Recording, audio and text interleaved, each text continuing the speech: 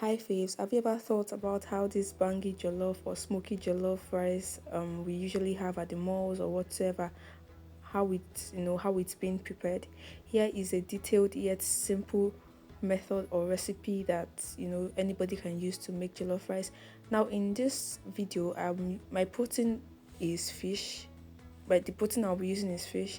Here is just me seasoning the fish. The first thing I used was thyme.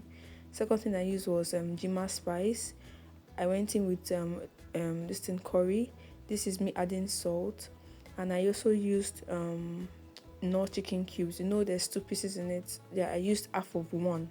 All right, you don't want to make your stock so salty or spicy. Spicy doesn't necessarily mean it's peppery. All right, like too much of spice in your food. Yeah, so I used half of one piece of knock chicken cubes, and I just marinated it well to just give it a good mix, yeah, so that all the seasoning can be incorporated into the protein.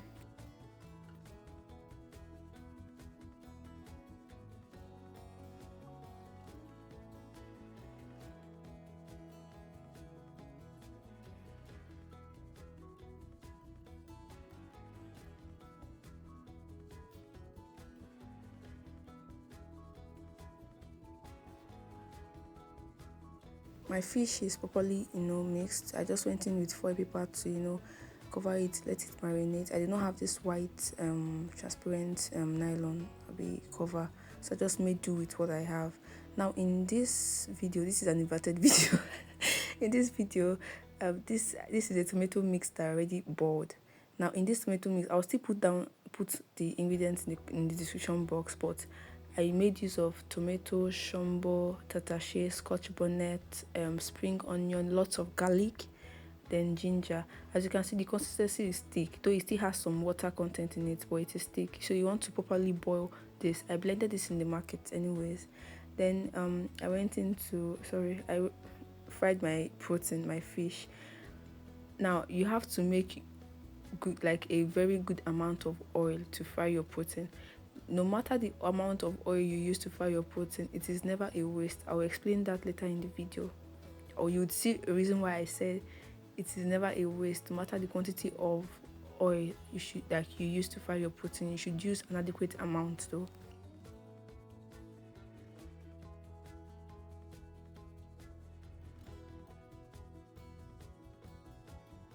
If you notice, there's a little cut of onion in the oil. Some people use garlic, some people use Scotch bonnet, depending on your choice. Whatever you use, just adds to the flavor. It gives your food an aroma, a flavor you get. Now you want to cut your onion.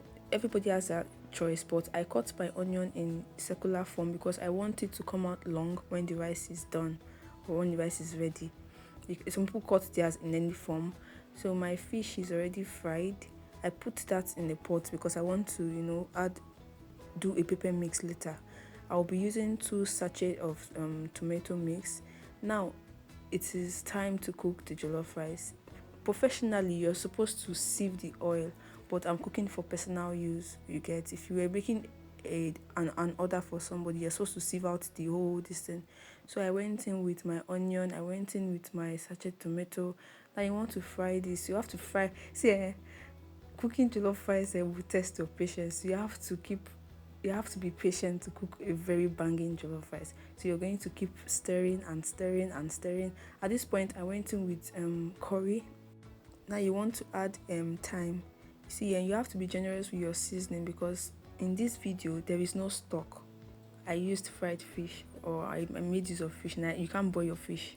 If there was stock, then you will be moderate with the seasoning, but there's no stock. That's why I'm adding these things. Now you want to keep frying. Can you see that the tomato mix is getting darker? I added bay leaves, I added rosemary. I love rosemary a lot. If you know, you know. My sachet tomato is already dark. Now this is the point where you add in your tomato mix. Can you see the different color?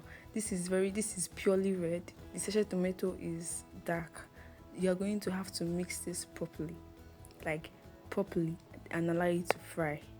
Keep stirring until you get a uniform color or uniform consistency. At the moment, as you can see, some parts are plain red and some parts are dark. It's getting better. You just have to keep stirring until you get a uniform color. At this point, I was thinking of adding more oil, but like I said, if you're cooking jollof rice, you have to be very patient. So I think we've gotten the consistency that we need now, like the uniform color. So we're just going to let this fry.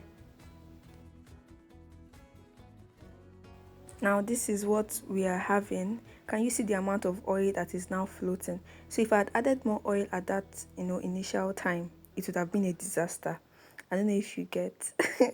It only means that there was still water content in the tomato mix that I already boiled. This is why frying is very essential when cooking jollof rice. You just have to be patient. This is now a stew base. This is what they call a stew base. Now this quantity is too much for the amount of rice I want to cook, so I took out some that I'll be making use of during the week to make pasta or whatsoever. Right, I'm just going to store it. This is already flavored. If I'm going to be cooking, if I'm going to be making use of it, I'm just going to season. You get. So now I'll be adding in my washed rice. You like emphasis on washed rice. You have to wash your rice till the water is clear.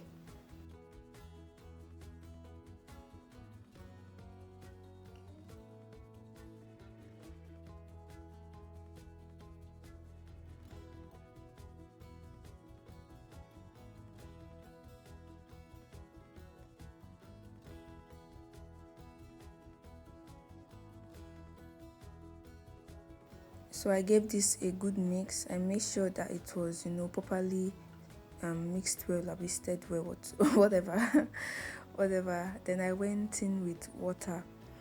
If it depends on the stock, the amount of stock though. If I was making use of meat or chicken, I wouldn't add water, but you can even make use of your meat and chicken, and at the end of the day you still have to add water because it's small. So I just seasoned my rice. I went in with lasso chicken spice. I went in with some salt. I went in with I added jima. I added jima and 2 knorr cubes. There's no stock, remember. If there was stock, 2 knorr cubes is too much. It's not even 2, it is that 1.5 safe. one and a half and quarter. I don't even know. So if there was stock, 2 knorr cubes is too much, but there's no stock. So I mixed it well and I tasted it. I had to know if it was good, and honestly speaking, it was perfect. I just covered that to cook on low heat, like on low heat, and you want to cook this for 40 to 45 minutes. You need foil paper to cook jollof rice, unless you're using a pot that is properly sealed, but you need foil paper to cook jollof rice. This was not up to 40 to 45 minutes. That is why you have to be patient. I had to film this part. This was just barely 25 minutes, and it's not even properly cooked yet. It's looking like porridge. Some people at this point, people add water. You don't need water at all. You're just going to allow this to cook more, but on very, very, very low heat. It is still very strong. It looks like porridge porridge beans. But if I had left it for 45 minutes, probably it would have swollen a bit. This is why I said to cook a banging jollof, you need to be patient. Alright, so I covered it and let it cook more.